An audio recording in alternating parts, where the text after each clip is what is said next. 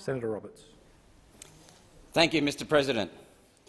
One Nation has always supported an integrity commission being established for the federal parliament, once we realised the parliament could not look after itself. We do, though, oppose Senator Patrick's motion to suspend standing orders, and I'll explain why.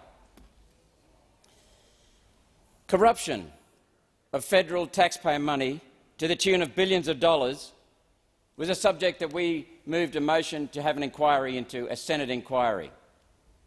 The Liberal Party opposed it after initially supporting it. The Labor Party opposed it. The Greens opposed it. Senator Patrick opposed it. That was billions of dollars at stake. Secondly, water trading. It's a breach of the Water Act, and the Liberal Nationals have allowed it to continue. We moved a motion in this parliament to get it fixed. It went to the lower house, where the Labor Party opposed it, the Liberal Party opposed it, the National Party opposed it. Billions of dollars again there, and unfairness destroying regional communities. We also have a list of 28 people supposed to be on a watch list or a list with regard to paedophilia. I contacted the person who raised that in an earlier parliament. A barrister on my behalf read that list. That list has no complainant, no identification as to who put forward that list. It also has no formal complaint and no evidence. But in the process of that, the barrister I used found extensive need for cleaning up Parliament with regard to supporting pedophiles and other criminals. We need, though, to extend it properly from parliamentarians to judges to police to bureaucrats. We need to do a good job. Now, the government's bill for an integrity commission is hopeless.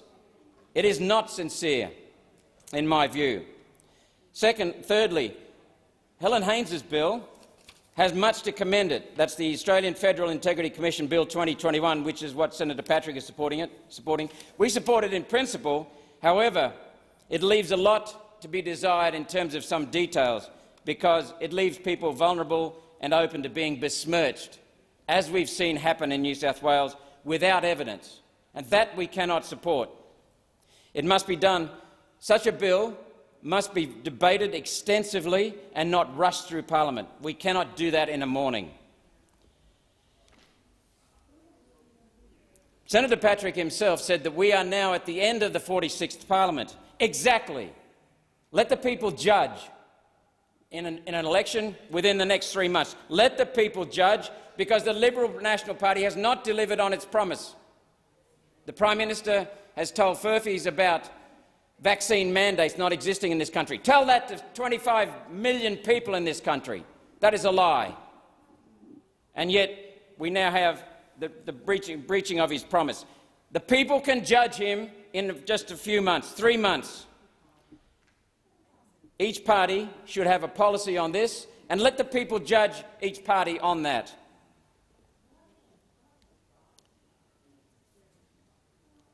It seems to me that we need to assess people by their actions, by their deeds, not their words.